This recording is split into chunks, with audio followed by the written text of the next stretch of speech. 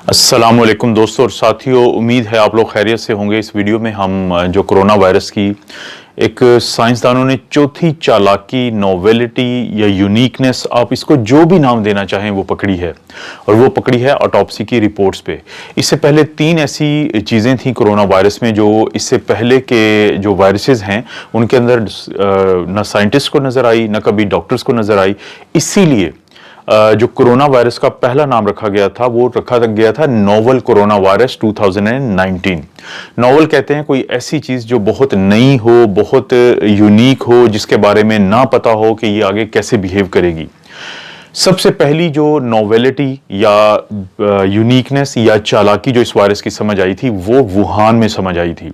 Wuhan में देखा गया कि जब वहाँ की जो एक मार्केट है, जो गोश्त की मार्केट है, जो लाइव मीट की मार्केट है, वहाँ से जब पै दर पे लोगों ने आना शुरू कर दिया कि उनको नमूनिया जैसी अलामात थी, जैसे कि खांसी है, बुखार है, जिस्म में दर्दें हैं। अब ये वो अलामात थी जो किसी भी किस्म की बैक्टीरिया या वायरस के नमूनिया के मरीजों को होती है। लेकिन उन्होंने देखा कि अगरचे इस पे कोई दवाई काम नहीं कर रही थी, लेकिन जो यूनिकनेस या नोवेलिटी नजर आई वो ये थी कि फर्ज करें कि एक फैमिली थी जिसने विजिट किया था उस मार्केट को, वुहान की, और उसके बाद उसके 2 लोगों को अलामात आई। लेकिन जब वहां के साइंटिस्ट ने गौर किया तो उनको पता चला कि अगर फैमिली के 3 या 4 और भी लोग थे जिनको अलामात नहीं थी, लेकिन उनके अंदर भी ये वायरस जो है परवरिश पा रहा था। और एक बच्चे की मिसाल तो वहां पे बहुत मशहूर हुई थी कि जब उसका सीटी स्कैन किया गया, क्योंकि एक्सरे की निस्बत जो सीटी स्कैन होता है ये बहुत ज्यादा सेंसिटिव होता है, ये बहुत आसानी से पकड़ लेता है उन तब्दीलियों को जो एक्सरे नहीं पहचान पाता, क्योंकि सीटी स्कैन भी एक्सरे की ही शक्ल है, लेकिन उसमें एक्सरे की ज्यादा स्ट्रेंथ इस्तेमाल होती है, ज्यादा ताकत इस्तेमाल होती है। तो देखा गया कि उस बच्चे में अगरचे अलामात नहीं थी, लेकिन उसके जो लंग्स थे वहां पे वायरस था। तो सबसे पहले तो ये यूनिकनेस या नोवेलिटी समझ आई, जिसके बाद फिर इसको कहा गया कि एसिम्प्टोमेटिक कैरियर हैं। और इससे बहुत बड़ा फर्क ये पड़ा कि उन दिनों में, जब मैं ये बात कर रहा हूं कि जनवरी का दरमियान था या इख्तिताम था, तो उस वक्त क्योंकि चीन में उनका जो नया साल होता है, चीनी नया साल जिसको कहते हैं, तो उसका आगाज होता है। 10 दिन के लिए चीनी पूरी दुनिया में फैल जाते हैं इसको मनाने के लिए, क्योंकि ये उनकी लंबी छुट्टियां होती हैं। और यही हुआ कि ये जो एसिम्प्टोमेटिक कैरियर थे, कि जिनके अंदर तो वायरस था लेकिन उनमें अलामात नहीं थी, ये पूरी दुनिया के मुख्तलिफ ममालिक में गए, और खास तौर पर जर्मनी के कुछ शहरों में, क्योंकि वुहान का बड़ा राब्ता है जर्मनी के साथ, क्योंकि वुहान चाइना का एक इंडस्ट्रियल और फैशन हब है। तो पहली नोवेलिटी क्या समझ आई कि एसिम्प्टोमेटिक कैरियर होते हैं कोरोना वायरस के अंदर, जो इससे पहले बहुत ज्यादा इतनी तादाद में नहीं पाए गए थे। उसके बाद जो दूसरी एक नोवेलिटी देखी गई वो ये थी कि आमतौर पे जब हम आईसीयू में या हॉस्पिटल्स में किसी भी बैक्टीरिया या वायरस की वजह से नमूनिया के केसेस को रिसीव करते हैं, और अगर खुदा न खास्ता उनकी हालत ज्यादा खराब हो जाए, तो एक जुमला बहुत मशहूर होता है, बुक्स में भी लिखा हुआ है, कि जब किसी डॉक्टर को ये लगे कि ये जो मरीज है इसका सांस अब इतना खराब है कि इसको वेंटिलेटर की जरूरत है, तो उसको फौरी तौर पे वेंटिलेटर पे मुंतकिल कर दिया जाए, क्योंकि वो वेंटिलेटर पे मुंतकिल करने का फैसला इंसानों की जानें बचाता है। लेकिन यहां पे देखा यह गया, जैसे जैसे दिन गुजरे, जैसे जैसे महीने गुजरे, तो समझ में ये आई कि जितने मरीजों को आप वेंटिलेटर पे डालते हैं उतने ही ज्यादा चांसेस बढ़ जाते हैं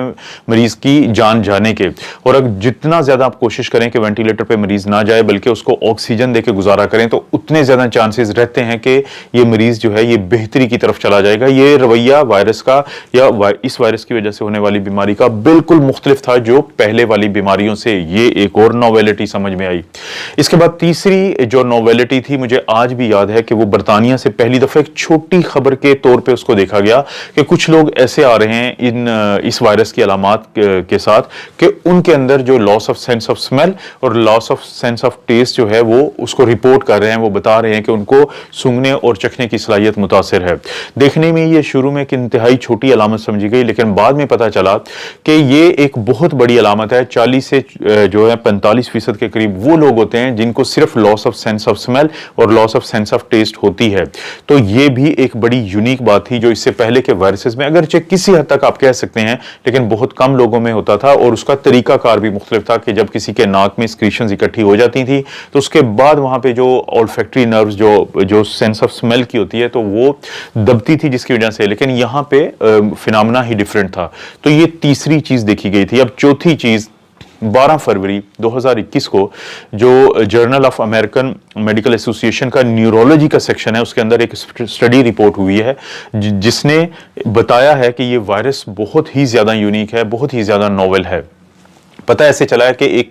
पिछले दिनों से हम एक बात करते थे ब्रेन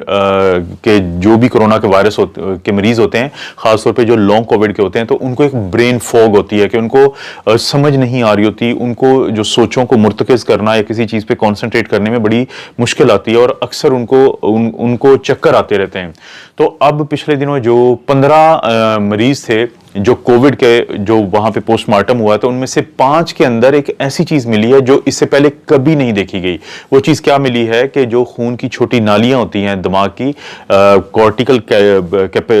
जो कैपिलरीज होती हैं, तो उनके अंदर मेगा कैरियोसाइट्स मिले हैं। अभी इससे पहले कभी किसी बीमारी में नहीं हुआ कि मेगा कैरियोसाइट्स कहां पे होते हैं? ये बोन मैरो में होते हैं। और ये जैसे कि नाम से भी जाहिर है कि मेगा कहते हैं बड़ी चीज को और साइट कहते हैं सेल्स को, यानी ये एक बड़े सेल्स होते हैं जो कि बोन मैरो में होते हैं और ये बनाते हैं प्लेटलेट्स। आज से पहले किसी बीमारी में मेगा कैरियोसाइट्स खून की जो नालियां होती हैं दिमाग के अंदर, उनके अंदर नहीं पाए गए। सोचा यह गया था कि जैसे दूसरी वायरल इन्फेक्शंस में होती है कि बाज़ का दिमाग जो है वो मुतासर होता है, जिसे हम कहते हैं वायरल इनकेफेलाइटिस या वायरल इंसेफलोपैथी, कि किसी भी वायरस में के बाज़ औक़ात दिमाग के ऊपर असरात होते हैं तो दिमाग का जो स्ट्रक्चर होता है ऑटोप्सी पे उस पर किसी हद तक चेंजेस मिलती हैं। तो साइंटिस्ट ने ये देखा कि ऑटोप्सी पे जब उन्होंने बहुत ज़्यादा गौर किया ब्रेन के स्ट्रक्चर पे और उसकी जो एनाटमी है, जो उसकी खून की नालियां हैं, तो उनको पता चला कि इंसेफलोपैथी की तो कोई चीज़ उनको नहीं मिली, लेकिन जो मेगा कैरियोसाइट्स हैं, जो कोई भी वो नहीं सोच सकते थे कि बोन मैरो की ये चीज़ वहाँ पे कैसे पहुँच गई है। और क्योंकि इनका साइज़ होता है बड़ा और खून की जो नालियाँ होती हैं, ये जो कैपिलरीज होती हैं, ये होती हैं छोटी, तो ये वहाँ पे ओक्लूजन कर रहे थे, ये उन नालियों को दबा रहे थे। तो अब इसके ऊपर काम जारी है। वो ये सोच रहे हैं कि ताकि ये पता चलाया जाए कि अगर ये मेगा कैरियोसाइट्स ब्रेन में पहुंचे हुए हैं और इससे पहले ये मेगा कैरियोसाइट्स मुख्तलिफ और जो खून की नालियां हैं मुख्तलिफ ऑर्गन्स की, वहां पे भी पाए गए थे। और एक बड़ी वजह है ये स्ट्रोक्स होने की, क्लॉटिंग होने की, क्योंकि अक्सर हम लोगों ने देखा है कि बहुत सारे लोग जो बज़ाहिर ठीक हो रहे होते हैं, जो इस बीमारी से निकल रहे होते हैं, लेकिन वो ऑल ऑफ ए सडन अचानक ही उनको कोई ना कोई ऐसा मसला बनता है कि वो उनकी जिंदगी की बाजी वो हार जाते हैं।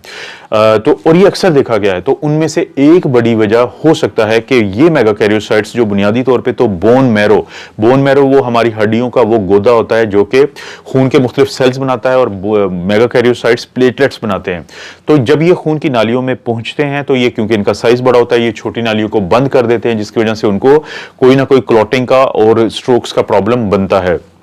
और प्लेटलेट्स, सब लोगों को पता है कि प्लेटलेट्स का किरदार ही यही है कि ये हमारे खून की नालियों में या हमारे जिस्म के अंदर क्लॉटिंग का बाइस बनते हैं। तो ये इसका जो लिंक है वो मैं डिस्क्रिप्शन में दे दूंगा इस स्टडी का, जो कि journal of American medical association के न्यूरोलॉजी के जो सेक्शन उसमें शाया हुई है 12 फरवरी को। तो आप लोगों में से जिन लोगों को इंटरेस्ट हो वो जरूर पढ़ सकते हैं, और इस तरह की कोई भी अपडेट होगी मैं आप दोस्तों को जरूर बताऊंगा।